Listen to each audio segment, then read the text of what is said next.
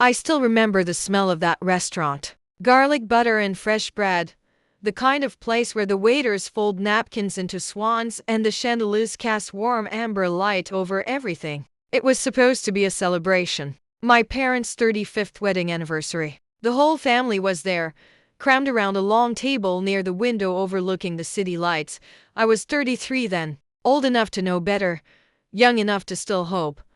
My name is Vivian Carter, and I've spent most of my adult life being the person everyone forgets to thank. I don't say that for pity. It's just the truth. I'm the middle child in a family of 5 kids, the one who never quite sparkled the way my siblings did. My older sister, Jacqueline, was the beauty queen, literally. She won Miss Georgia when she was 22 and married a surgeon. My younger brother, Trevor, was the golden boy, the football star turned corporate lawyer. Then there was Natalie, the baby, who could sing like an angel and had a recording contract by 19. And Miles, the oldest, who became a software engineer and made his first million before he turned 30.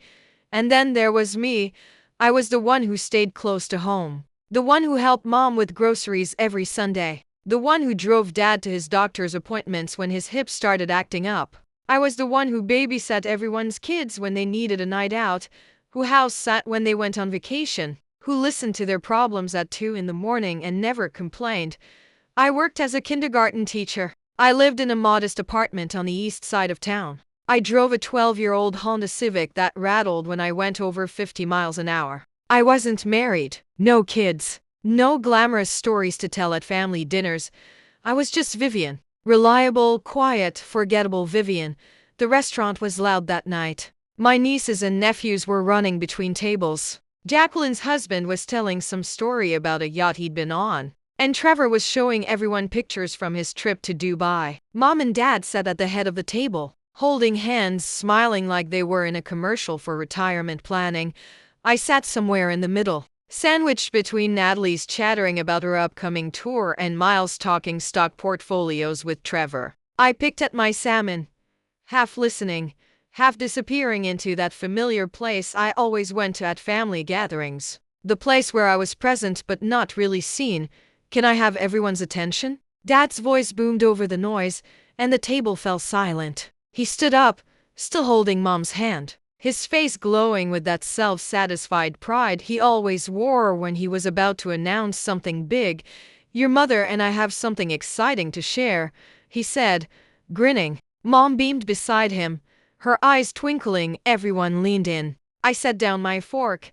"We've decided to celebrate this milestone in a big way," Dad continued. "Next week, we're taking the entire family to Hawaii for a week. All expenses paid. A real family reunion on the beach." The table erupted. Jacqueline squealed. Trevor started high-fiving Miles. Natalie clapped her hands like a child. The kids started chanting, "Hawaii! Hawaii!" My brother-in-law shook Dad's hand, congratulating him on his generosity.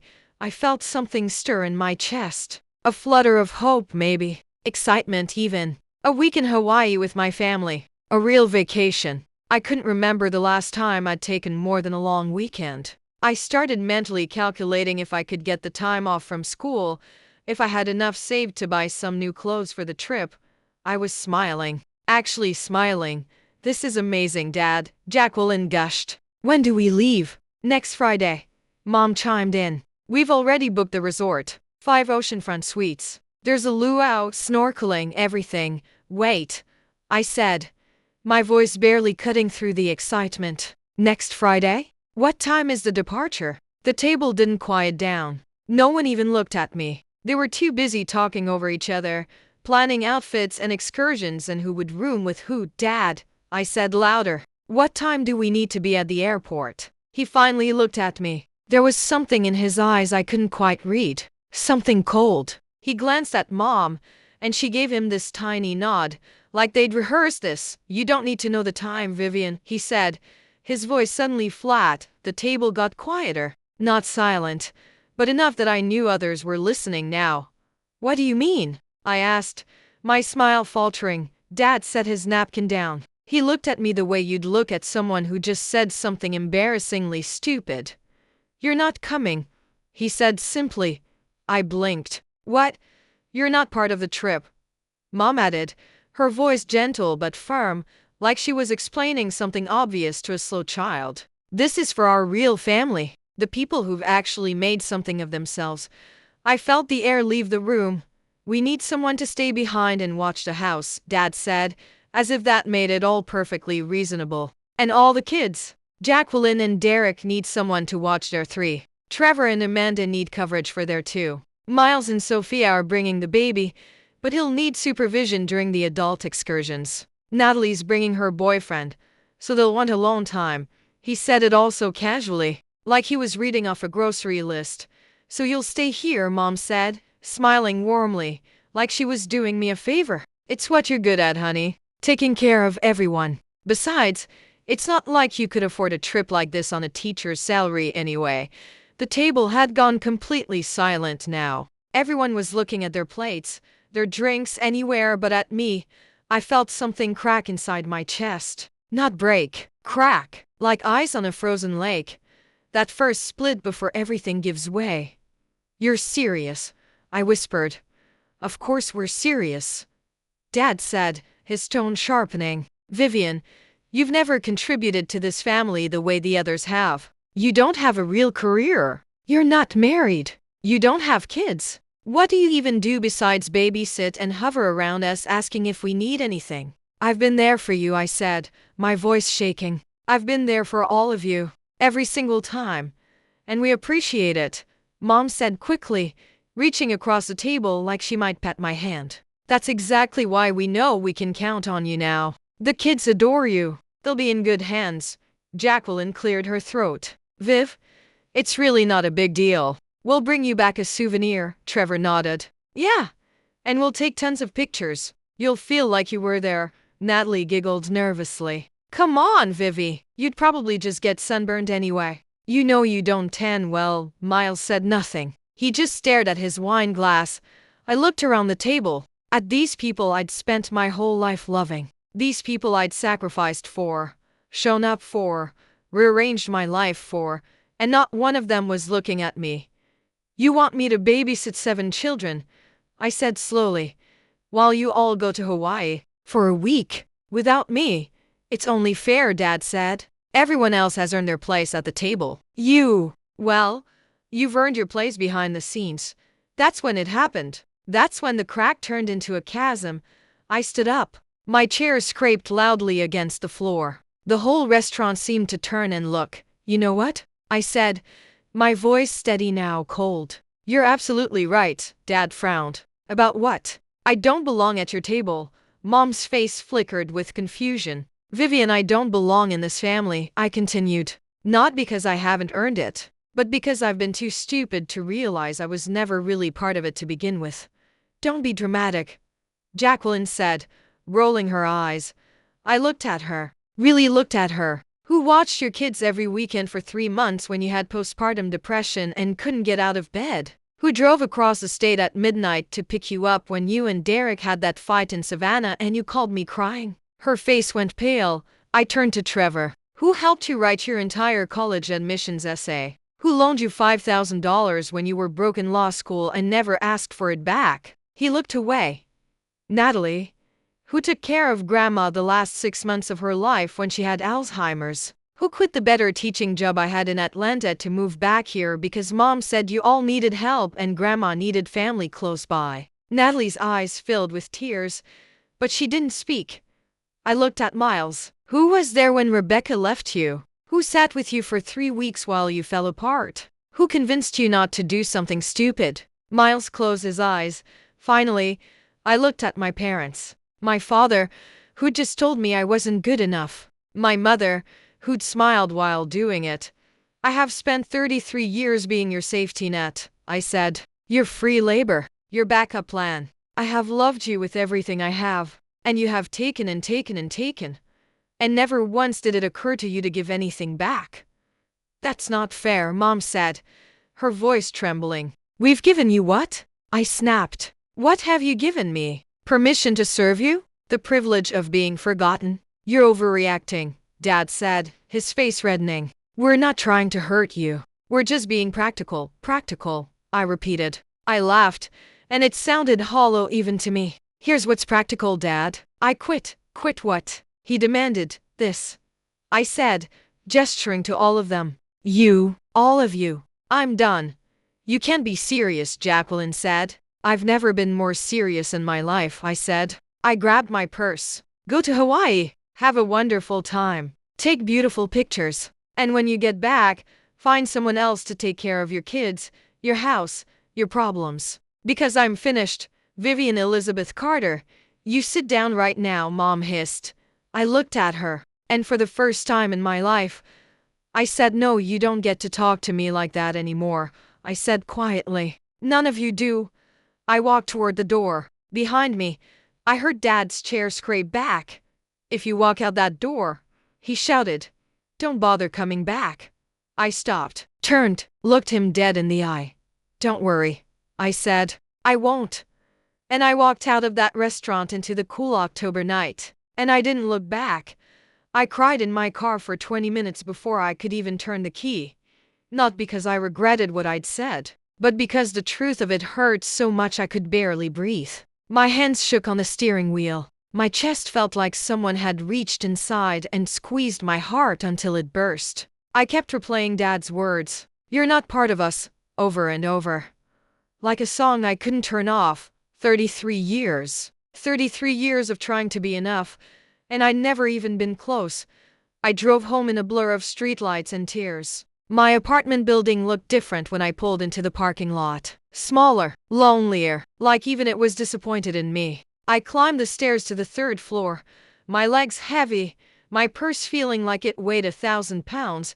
When I unlocked my door and stepped inside, the silence hit me like a physical thing. It wasn't the peaceful quiet I usually enjoyed after a long day. It was the silence of abandonment, of isolation, the kind of quiet that screams at you. I didn't turn on the lights. I just stood there in the darkness of my living room, still wearing my coat, my keys dangling from my hand. The streetlight outside cast shadows across my furniture, the couch I'd bought at a thrift store, the coffee table I'd found on the side of the road and refinished myself, the bookshelf sagging under the weight of novels I'd read alone. Everything in this apartment I'd done alone. Everything in my life I'd done alone, and somehow I'd convinced myself I was doing it for them, for my family, that all the sacrifice meant something, that one day they'd see me, really see me, and they'd be grateful. I laughed. It came out broken, bitter. I sank onto the couch and stared at my phone, sitting dark and silent on the cushion beside me. I waited for it to ring. Waited for someone, anyone, to call and say they were sorry, that they didn't mean it, that they needed me to come back, that what happened at dinner was just a misunderstanding, a joke that went too far. Jacqueline would call first, I told myself. She'd always been the most emotional. She'd apologize, maybe cry a little, and everything would go back to normal. Or maybe Trevor. He'd always had a soft spot for me when we were kids. He used to defend me on the playground. Surely that person was still in there somewhere, or Miles. God, Miles had to call. I'd literally saved his life once. He owed me that much. The phone didn't ring. Not that night. I sat there until midnight, watching the screen, jumping every time a notification popped up. Just emails. Just spam. Just nothing that mattered. At some point, I fell asleep on the couch, still in my dress, still waiting. When I woke up the next morning, my neck was stiff and my face was swollen from crying. I checked my phone immediately. Nothing. Not a text. Not a voicemail. Not even a passive-aggressive message from Mom asking if I was done throwing my tantrum. Just silence. I called in sick to work. I couldn't face my kindergartners. Couldn't plaster on a smile and read stories about families and friendship and love. I couldn't teach them about kindness when my own family had shown me I was worth so little. I spent Saturday in bed. I didn't eat, didn't shower, just lay there staring at the ceiling, my phone clutched in my hand like a lifeline, still waiting for it to ring. Sunday was worse. Because Sunday was the day I usually went to Mom and Dad's for dinner. For 33 years, I'd shown up every single Sunday. Through college, through breakups, through flu and exhaustion and my own disappointments, I was always there. Would they notice I wasn't there now? Would they set a place for me and wonder where I was? Or would they just move my chair to make room for someone else? I knew the answer. I'd always known it. I just hadn't wanted to believe it. Monday came. Then Tuesday. Then Wednesday. By the time Friday arrived, the day they were supposed to leave for Hawaii, I'd started to understand something fundamental about my family. They didn't need me. They'd just gotten used to using me, and now that I'd removed myself from the equation, they were probably relieved. No awkward conversations, no guilt, just paradise and Mai Tais and family photos that look better without me in them anyway.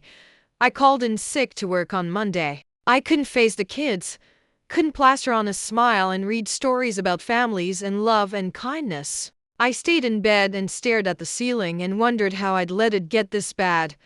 I imagined them at the airport. Jacqueline's perfect family in matching linen outfits. Trevor and his wife with their designer luggage. Natalie taking selfies for Instagram. Miles probably working on his laptop even at the gate. Mom and Dad holding court, laughing about something, completely unbothered by my absence. Did they even mention me? Did one of the kids ask where Aunt Vivian was? Or had they already explained it away? She's busy with work, or she couldn't make it, or worst of all, she decided not to come.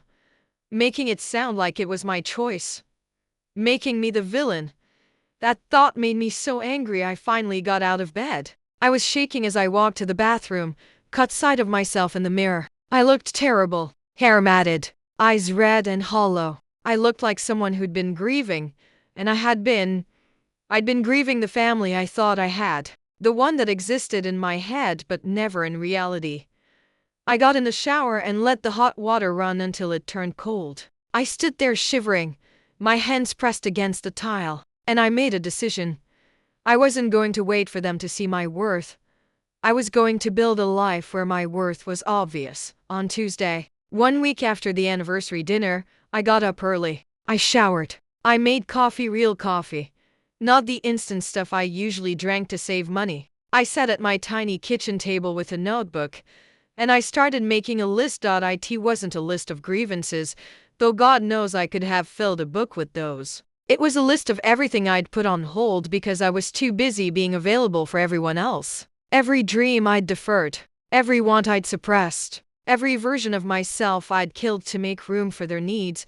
I'd always wanted to travel, really travel, not just drive 3 hours to help someone move or watch someone's house while they vacationed somewhere I'd never see. I wanted to stand at the edge of the Grand Canyon. I wanted to eat fresh pasta in a tiny restaurant in Italy. I wanted to see the northern lights. I'd wanted to take a painting class. I'd bought watercolors 2 years ago and they sat unopened in my closet because I never had time. I'd wanted to foster a dog, but my lease said no pets, and I never pushed back because what if my family needed me to house sit and their kids were allergic? I'd wanted to go back to school and get my master's degree in early childhood development, but that was expensive and time-consuming. And how could I when Mom might need me to drive her to appointments or Jacqueline might need emergency babysitting? I'd wanted to go on an actual date with someone who saw me as more than convenient. Someone who called me because they wanted to hear my voice, not because they needed a favor. I'd wanted a life that was mine. The list grew longer. Page after page of dreams I'd buried so deep I'd almost forgotten they existed. And then I did something crazy. I started checking them off. Not all at once. I wasn't impulsive, but I was determined. The first thing I did was block my family's numbers. All of them. My finger hovered over the button for a long time before I pressed it. Blocking Jacqueline felt like cutting off a limb. We'd shared a bedroom growing up. She taught me how to do my makeup. We used to stay up late talking about boys and futures and who we'd be when we grew up. But she'd also sat there at that dinner table and told me I'd get sunburned anyway. Like my exclusion was a favor. Block Trevor, my little brother who I'd practically raised because Mom and Dad were so busy with their own lives. I'd helped him with his homework every night for years. I'd taught him to drive. I'd been at every single one of his football games. Even the away games 2 hours from home. He'd high-fived Miles when Dad announced the Hawaii trip, already knowing I wasn't invited. Block Miles. God, Miles was the hardest. Because he'd held me when I cried over my first breakup. Because we'd been close once, before money and success turned him into someone I didn't recognize. But he'd said nothing at that dinner. He just stared at his wine glass like a coward. Block. Natalie. The baby. The one I'd rocked to sleep when she had nightmares. The one I'd defended from bullies. The one who'd called me her favorite sister more times than I could count. She'd giggled and called me Vivi like I was a child. Like my pain was amusing. Block. Mom and Dad were last. My fingers were shaking when I hit the button. Blocking your parents feels unnatural, like breaking a law of physics. Like children aren't supposed to divorce their parents.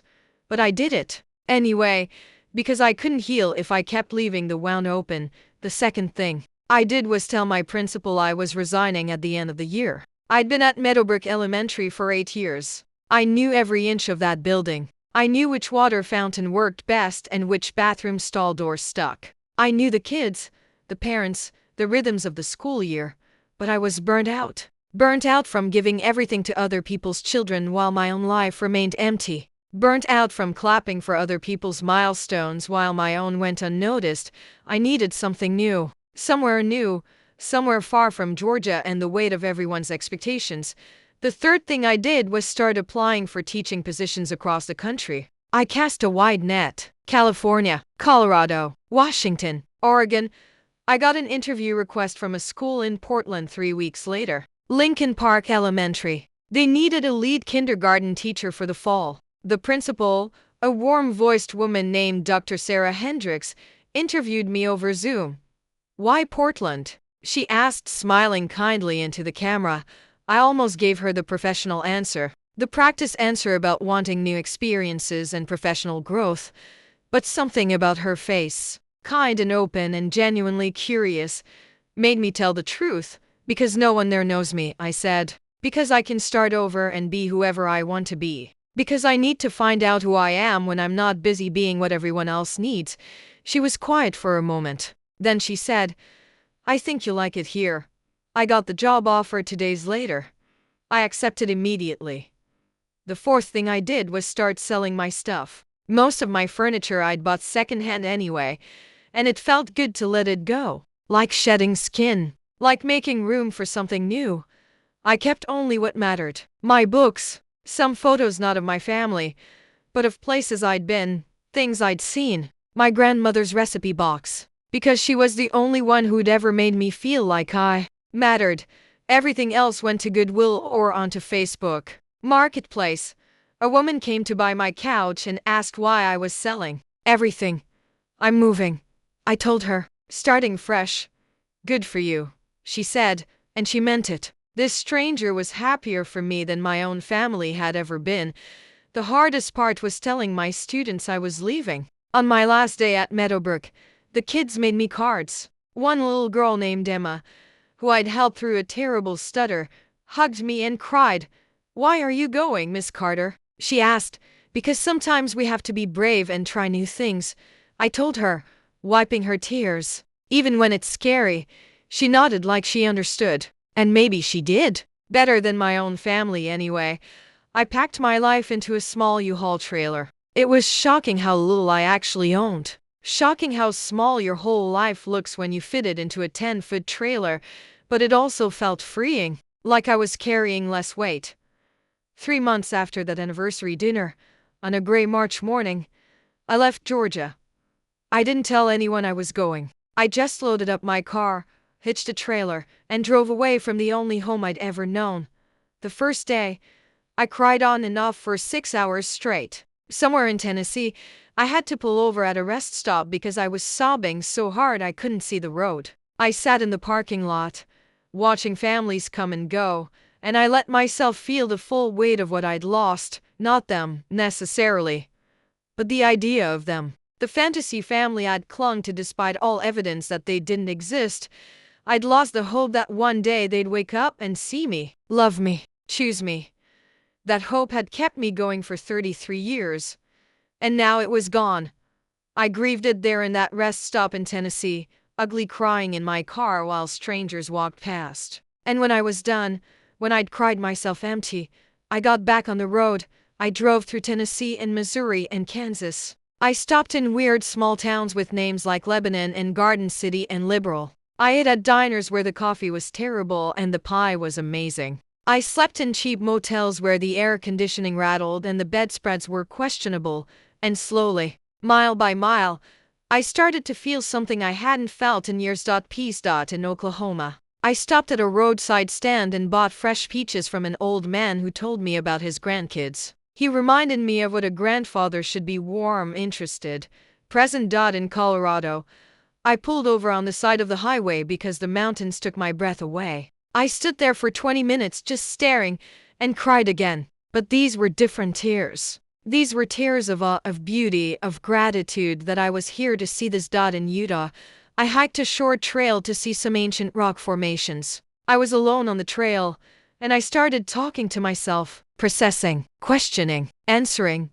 Do you regret it? I asked out loud. No. God, no. Do you miss them? I miss who I wanted them to be. I miss the family I made up in my head. Are you scared? Terrified. But I'm free, and that mattered more than the fear. I saw the Grand Canyon at sunset. I stood at the edge and felt so small and so infinite at the same time. I thought about how ancient it was, how much time it took to carve something that beautiful out of solid rock. Maybe that's what I was doing. Carving a new life out of the solid rock of my pain. It would take time, but it would be beautiful. Portland was rainy when I arrived. Of course it was. It was April, but the rain felt like a baptism, like the city was washing me clean. I'd rented a studio apartment sight unseen, just based on photos online. It was in a converted warehouse in the Pearl District, all exposed brick and tall windows. It was tiny, smaller than my place in Georgia, but it was mine. Completely, totally mine. No one had a key but me. No one could show up unannounced needing something. No one knew where I lived.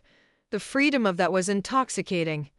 I spent my first week in Portland just walking around, learning the city. I found a coffee shop on the corner that made lavender lattes. I found a bookstore that stayed open until midnight. I found a park where people brought their dogs, dozens of them, all running and playing together.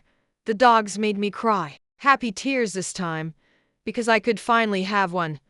The shelter was called Second Chances Rescue, which felt appropriate. I went in just to look, I told myself, just to see what was available. A volunteer named Marcus showed me around. We walked past kennels of barking dogs, all of them desperate for attention, for love, for someone to choose them. I understood how they felt. And then I saw him.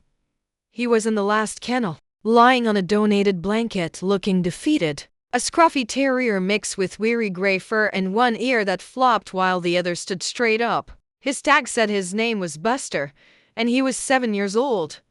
Why is he back here alone? I asked Marcus. He's been here 8 months, Marcus said sadly. People want puppies. They want dogs that are young and energetic and don't have baggage. Buster was turned in by his owner when she moved into a nursing home. He's depressed. Doesn't play much. Most people walk right past him. I knelt down by the kennel. Buster lifted his head, looked at me with these sad brown eyes, and something in my chest cracked open. Can I meet him? I asked. Marcus brought him out to the visiting area. Buster walked slowly, like he'd given up hope. But when I sat on the floor, he came over and put his head in my lap.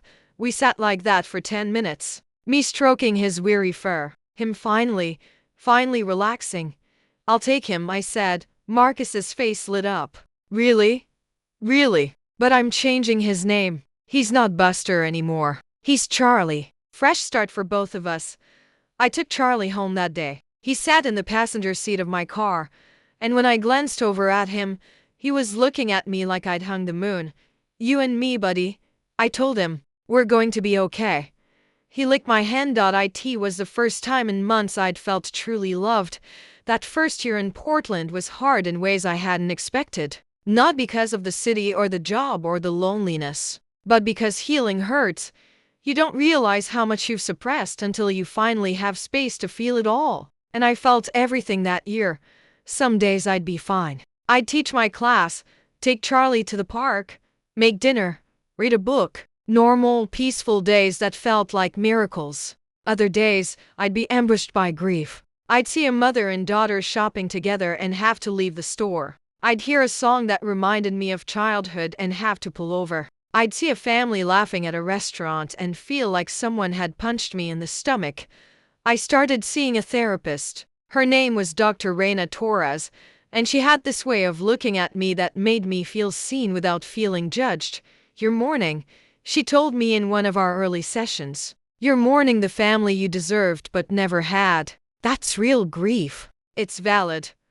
I cried in her office more times than I can count. But I also started to understand things. I understood that I'd been conditioned since childhood to believe love was something you earned through service. That my worth was tied to my usefulness. That if I just tried hard enough, gave enough, sacrificed enough, they'd finally see me. But they did see you, Dr. Torres said gently. They saw exactly who you were. They just didn't value it. That truth hurt, worse than anything, because it meant it was never about me not being good enough. It meant they were never going to be the family I needed. I started doing the things on my list. Small things at first.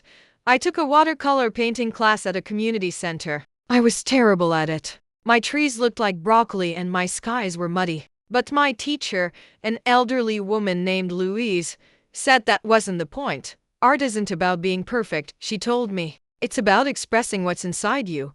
So I painted my feelings. Angry reds and sad blues and hopeful yellows. Abstract messes that didn't look like anything but felt like everything. I joined a book club at the Midnight Bookstore. 7 women who met every other Thursday to discuss novels and drink wine. They were kind, interesting, complex. They asked me questions about myself and actually listened to the answers. One of them, a woman named Beth who worked as a nurse, became my first real friend in Portland.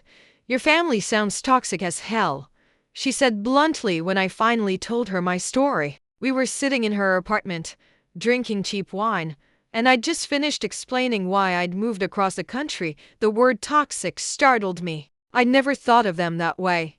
"They're just difficult," I said. "Vivian, they excluded you from a family vacation and expected you to babysit their kids while they had fun without you. That's not difficult. That's cruel." Hearing someone else say it, validate it, made something inside me settle. I wasn't crazy. I wasn't overreacting. I wasn't the problem. They were. I started dating too. Awkwardly at first. I made a profile on a dating app and went on a series of spectacularly bad first dates. There was the guy who talked about his ex-wife for 45 minutes straight. The guy who brought his mother to coffee. The guy who asked if I wanted kids and when I said maybe someday, told me I was running out of time and should freeze my eggs immediately. I went home from that date and cried. Not because of what he said, but because some part of me wondered if he was right. Was I running out of time? Had I wasted my best years on people who didn't deserve them? But then Beth reminded me that I was only 33, that I had time, that some women became mothers at 40 and were happy, that my timeline didn't have to match anyone else's. Besides, she said, "You're finally building a life you actually want. That's not wasted time. That's time well spent." She was right. 6 months after I arrived in Portland, I finally unblocked my family's numbers. Not because I wanted to talk to them, but because I needed to stop being afraid of them. I needed to know that if they called, I could handle it. They didn't call, but I did get an email from Miles. Somehow he'd found my new email address, probably through the school district's public directory. The subject line was just my name, Vivian. I stared at it for a full minute before I opened it. The email was long. So long it took me 3 tries to read the whole thing. He said things had fallen apart after I left. He said Jacqueline and Derek were getting divorced. That Derek had been cheating for years and Jacqueline had finally found out. She'd called Miles crying, asking him to come help with the kids, and he'd realized he didn't know how. None of them did, because I'd always been the one who knew how. He said Trevor's wife, Amanda, had left him. That she'd said she was tired of coming second to his work, tired of raising their kids alone, tired of feeling invisible. That Trevor had called Miles at 2 in the morning, devastated, and Miles hadn't known what to say, because I'd always been the one who knew what to say. He said Natalie's music career had stalled, that her label dropped her, that her boyfriend left her for a backup singer, that she'd spiraled into depression, that she'd moved back in with mom and dad because she couldn't afford her apartment anymore. He said mom had a health scare, a lump in her breast that turned out to be benign, thank God, but the fear had shaken her. She'd asked for me during the biopsy, asked where I was, if I was coming. No one had told her I was gone. He said dad had fallen and broken his hip, that he'd needed surgery and months of physical therapy, that he'd become angry and bitter during recovery, lashing out at everyone, that he'd complained constantly that no one knew how to help him the way I did. And then Miles wrote something that made me stop breathing. We didn't know how much you did until you weren't doing it anymore. We didn't know how much we needed you until you were gone. And by the time we realized it, it was too late. You'd blocked us. You'd disappeared. And we deserved that. God, Vivian, we deserved that and worse. He said he was sorry, over and over. He said they all were. He said they missed me. He said he finally understood what I'd meant that night at the restaurant. And then he asked the question I'd been dreading. Will you come home? I read that email 3 times. The first time I cried. The second time, I got angry. The third time, I just felt tired. I thought about it for 3 days. I drafted a dozen responses and deleted them all. Finally, I wrote back. I told him I forgave him. All of them. Not because they deserved it, but because I deserved to let go of the anger. Because carrying that weight was hurting me more than it was hurting them. But I also told him I wasn't coming back. I told him I'd spent my whole life trying to earn a place in a family that should have given it to me freely. That I'd learned love isn't supposed to be a transaction. That I'd finally found people who valued me, saw me, celebrated me.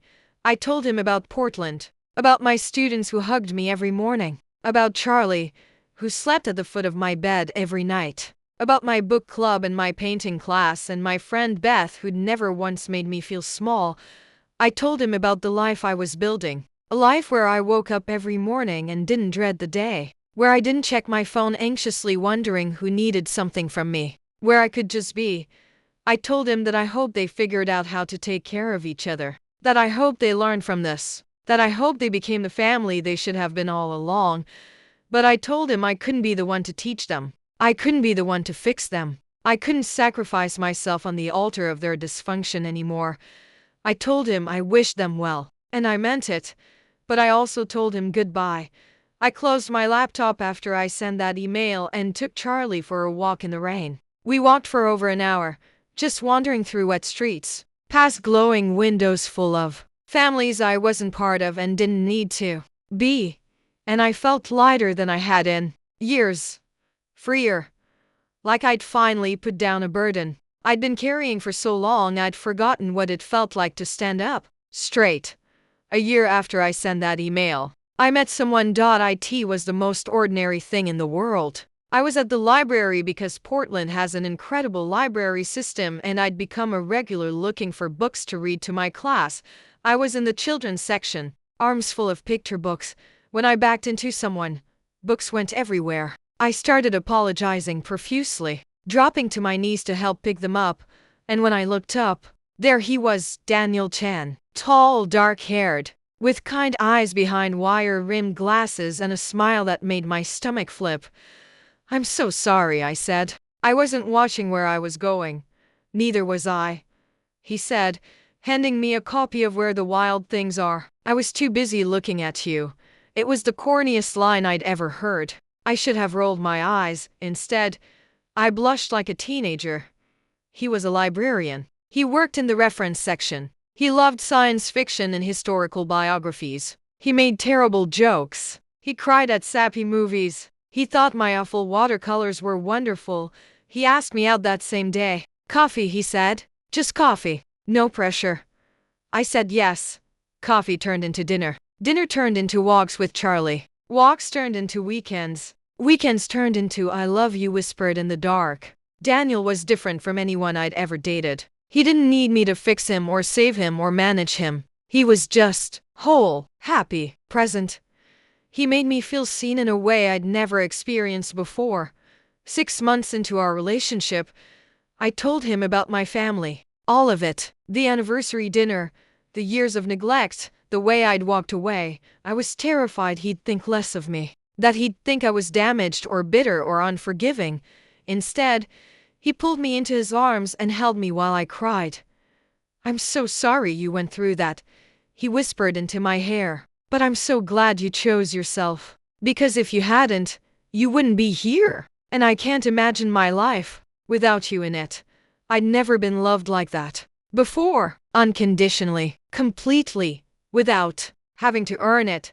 We got married 2 years after we met, not in some big elaborate ceremony, not in a church with hundreds of people and a reception that cost as much as a car. We got married in a rose garden in Washington Park on a Saturday in June when the flowers were blooming and the sky was that particular shade of blue that only happens in Portland summers. Beth was my maid of honor. My book club friends were there. My co-workers from Lincoln Park Elementary. Daniel's family, his parents, his sister, her husband, their kids. They'd welcomed me with open arms, made me feel like family immediately. Charlie was the ring bearer. He wore a bow tie and looked ridiculous and perfect. There were maybe 30 people total, and it was the most beautiful day of my life. I wore a simple white dress I'd found at a boutique in Hawthorne. Nothing fancy, just pretty. Daniel wore a navy suit. We wrote our own vows. When it was my turn to speak, I looked at this man who'd chosen me, who'd seen all my broken pieces and loved me anyway. And I almost couldn't get the words out. "Before I met you," I said, my voice shaking, "I thought love was something you had to earn, something you had to work for, sacrifice for, prove yourself worthy of. I thought I had to be useful to be loved. I thought I had to make myself small so other people could feel big." I took a breath. Daniel squeezed my hands. "But you taught me that love isn't a transaction. It's not something you earn or lose based on your productivity. It's just given, freely, completely. You love me on my worst days and my best days. You love me when I'm strong and when I'm falling apart. You love me because of who I am, not what I can do for you." I was crying now. So was half the audience. "You gave me the greatest gift anyone has ever given me," I continued. "You gave me permission to just be, to exist without justifying my existence, to take up space, to matter." I wiped my eyes, smudging my mascara, not caring. "I promise to love you the same way, unconditionally, completely, for exactly who you are. I promise to choose you every single day. And I promise to build a life with you that's full of kindness and laughter, and the kind of love that doesn't keep score." There wasn't a dry eye in the garden when Daniel slid the ring on my finger, a simple gold band with a tiny sapphire. I felt something shift inside me, like a door closing on my old life and another opening onto something bright and new and entirely my own. We honeymooned in Italy. We ate pasta and drank wine and wandered through ancient cities hand in hand. We got lost in Venice. We watched the sunset from the Amalfi Coast. We kissed under the Tuscan stars, and I finally checked off that item from my list. I traveled, really traveled. When we came home, we bought a small house in the Selwood neighborhood. A tiny craftsman with creaky floors and a garden in the back. It needed work, but it was ours. I planted tomatoes and herbs in the garden. Daniel built bookshelves in the living room. Charlie claimed the sunny spot on the back porch as his domain. We made a home, a real home. One built on love and respect and the radical idea that we both deserved to be happy. I didn't invite my family to the wedding. I didn't tell them I'd gotten married. I didn't send announcements or pictures, not out of spite, not even out of anger anymore, but because they weren't part of this version of my life. The version where I mattered. The version where I was chosen. They'd had 33 years to choose me, and they never did. So I chose myself instead. And I chose Daniel. And together, we chose the life we wanted. A year after we got married, I found out I was pregnant. I took 3 tests, not believing it could be real, but they all said the same thing, pregnant. I told Daniel that night over dinner. I'd planned this whole elaborate reveal, but the second he walked in the door, I burst into tears and just blurted it out. "I'm pregnant." He dropped his briefcase. Then he picked me up and spun me around and kissed me, and we both cried and laughed and held each other in the kitchen while dinner burned on the stove. The pregnancy was hard. morning sickness that lasted all day, exhaustion, anxiety about everything that could go wrong. But it was also beautiful, feeling her move inside me, watching my body change to make room for her, planning a nursery with Daniel, painting the walls a soft yellow, filling it with books and stuffed animals and so much love. I thought about my family during those 9 months. I wondered if I should tell them, if I should reach out, if I should give them a chance to be part of this. But every time I thought about it, I remembered that anniversary dinner. I remembered the way they'd looked at me, the way they'd dismissed me, the way they'd made it clear I was only valuable for what I could give them. And I knew I couldn't let them near my daughter, because she deserved better than people who only wanted her now that I'd made something of myself without them. She deserved grandparents who would love her for who she was, not what she could do for them. She deserved what I'd never had. We named her Grace my Carter-chan. Grace for the gift she was. My for Daniel's grandmother, who'd raised him after his parents immigrated and worked 3 jobs to make ends meet. The first time I held her, in the hospital with Daniel beside me and Charlie waiting at home, I made her a promise. I promised her that she would never have to earn my love, that she would never be an afterthought, that she would always know she was enough exactly as she was. I promised her that I would break every cycle of pain that had been passed down to me, that I would be the mother I'd needed and never had. I promised her that she would grow up knowing her worth, that she would never settle for people who made her feel small, that she would know, deep in her bones, that she was wanted and cherished and seen. And I kept that promise. Grace is 2 now. She has Daniel's dark hair and my green eyes and the sweetest laugh I've ever heard. She loves books and Charlie and dancing in the rain. She's curious and stubborn and so loved. Daniel's parents are Grandma Lynn and Grandpa James. They babysit every Friday so Daniel and I can have date night. They show up for every milestone, every doctor's appointment, every tiny achievement. Beth is Auntie Beth. She bought Grace her first stuffed animal and reads to her in funny voices. My book club friends are honorary aunts. They spoil her rotten. This is Grace's family. People who showed up. People who chose us. People who love her without conditions. And me. I'm finally the person I was always meant to be. I'm a good mother. A loving wife. A dedicated teacher. A loyal friend. I'm someone who takes up space without apologizing. Someone who says no without guilt. Someone who knows her worth. I'm Vivian. Just Vivian. Not defined by what I do for others, but by who I am. And that's enough. More than enough. 3 years after Grace was born, I got a letter in the mail. The return address was from Georgia. My father's handwriting, though shakier than I remembered. I stared at that envelope for a long time before I opened it. Inside was a single piece of paper, the handwriting getting worse as it went on, like he was struggling to finish. Vivian, I'm dying. Pancreatic cancer. Stage 4. The doctors say I have a few months, maybe less. I'm writing this from the hospital. Your mother is here with me. So are Miles and Jacqueline and Trevor and Natalie. But you're not. And that's my fault. I don't know if you'll even read this. I don't know if you'll care. But I need to say it anyway. I was wrong. About everything. About you. About what matters. About what makes a family. I spent my whole life valuing the wrong things. Money. Status. Achievement. I raised your siblings to believe those things mattered more than kindness. More than loyalty. More than love. And I taught you that you weren't valuable because you didn't have those things.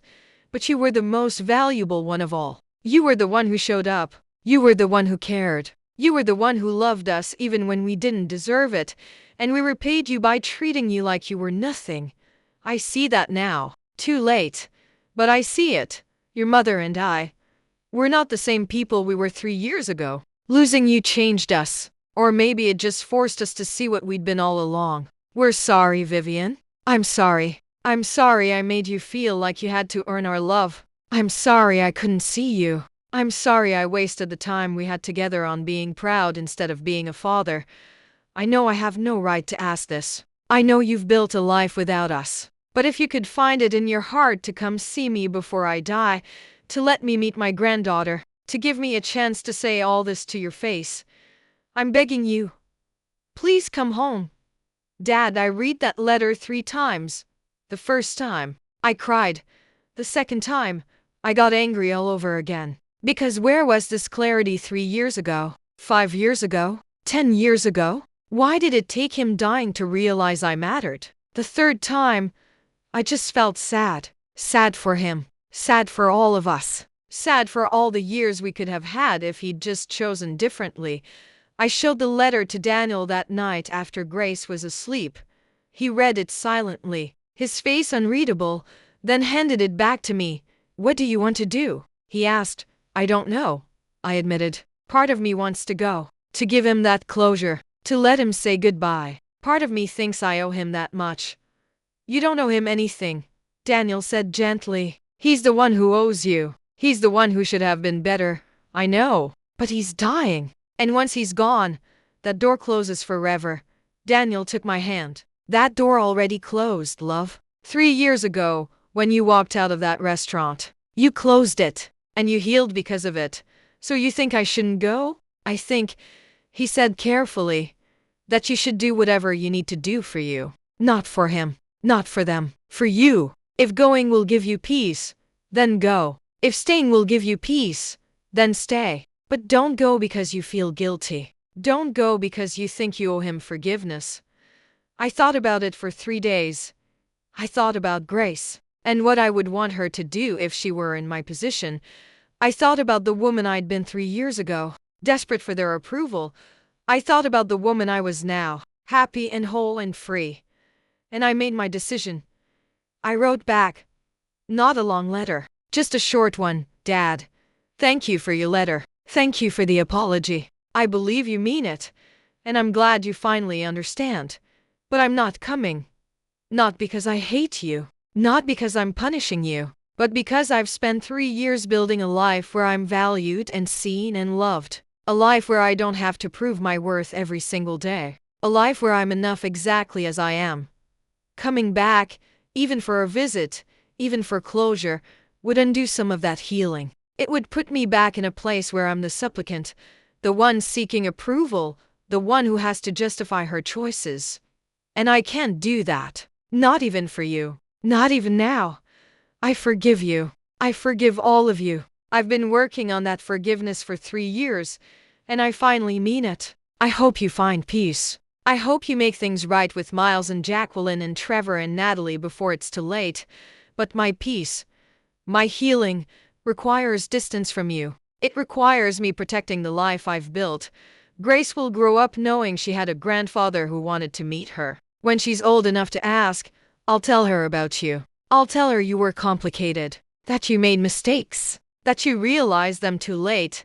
But I'll also tell her that sometimes the most loving thing you can do is protect yourself and the people you love from people who have hurt you. Even if they're sorry, I wish you a peaceful end. I hope you're surrounded by people who love you. I hope you find forgiveness and grace in whatever comes next. But I won't be there. And I'm at peace with that. Take care of yourself, Dad. Goodbye. Vivian. Last month, on what would have been my parents' 40th anniversary, I got a message from Natalie. Just 2 words. You won. I stared at that message for a long time. Because she was wrong. I hadn't won anything. There was no victory in cutting off your family, no trophy for surviving their cruelty, but I hadn't lost either. I'd survived. I'd rebuilt. I'd found people who loved me the way I'd always deserved to be loved. I'd found myself. Sometimes, on quiet evenings, when Daniel is reading beside me and Grace is asleep in her crib and Charlie is snoring at my feet, I think about that anniversary dinner. I think about the girl I was, sitting at that table, still hoping to be chosen, and I'm grateful to her. I'm grateful she finally stood up. I'm grateful she walked away. I'm grateful she chose herself, because if she hadn't I wouldn't be here in this little house in Portland with the creaky floors and the garden I planted, with the man who thinks I hung the moon, with the daughter who will never know what it feels like to be invisible. I wouldn't be happy, and I deserve to be happy. I know that now.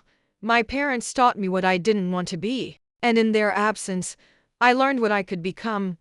I learned that family isn't just blood. It's the people who show up, the people who see you, The people who stay. I learned that walking away from toxicity isn't cruelty, it's survival.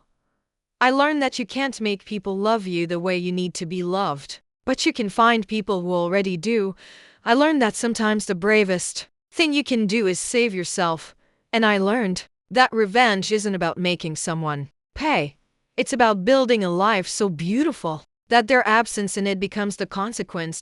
So no, Natalie, I didn't win, but I did something better. I got free. And every single day I wake up in this life I built from the ashes of the one they tried to keep me in. I choose myself all over again, every single day. I walk away forever.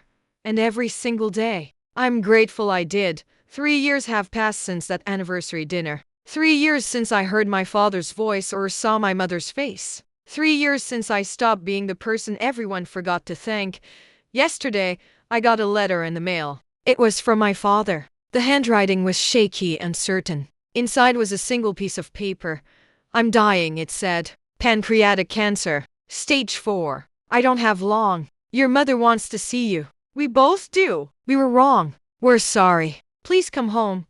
I read it twice, then I folded it carefully, walked to the fireplace, and burned it. Not out of hatred, not even out of anger, but because home isn't a place you leave behind and then return to when it's convenient. Home is what you build when you finally realize you deserve one, and I already found mine.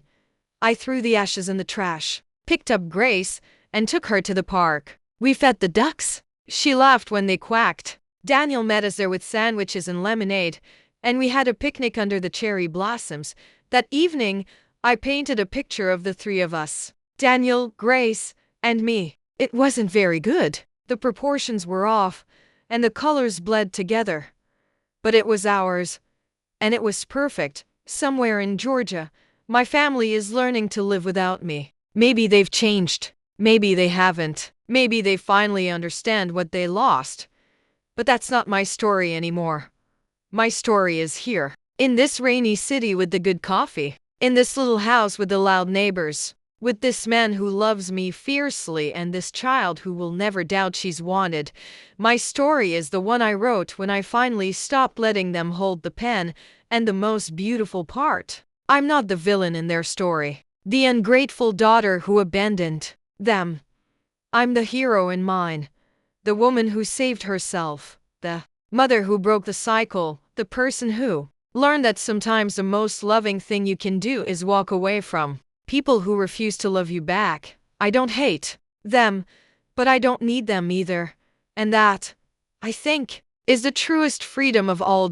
So if you're reading this and you see yourself in my story, if you're the one always giving and never receiving, if you're the one they call when they need something and forget when they don't, if you're the one sitting at the table feeling invisible, walk away.